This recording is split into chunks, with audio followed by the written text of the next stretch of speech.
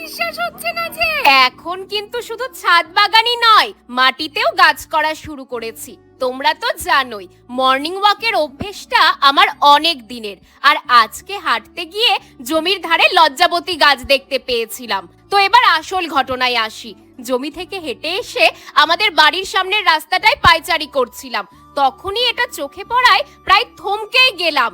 যেটা হয়েছে সেটা কিন্তু একা একাই হয়নি, এর পেছনে আমার ক্রেডিটই রয়েছে। গল্পটা শুরু হয়েছিল আজ থেকে 2 মাস আগে। জানো, আমাদের বাড়ির আগে যে সাদা বাড়িটা আছে, ওই বাড়ির সামনেই একটা খুব সুন্দর লাল থোকা জবার গাছ আছে। তো আমি মাস 2 আগে এই গাছটা থেকে একটা ছোট্ট ডাল ভেঙে এনে আমাদের বাড়ির সামনের এই বাঁশের ঘেরার মধ্যে বসিয়েছিলাম। ডালটা যে হয়ে গেছে সেটা আগেই দেখেছিলাম, তবে এই ডালটা থেকে হওয়া গাছে আজই প্রথম ফুল ফুটেছে।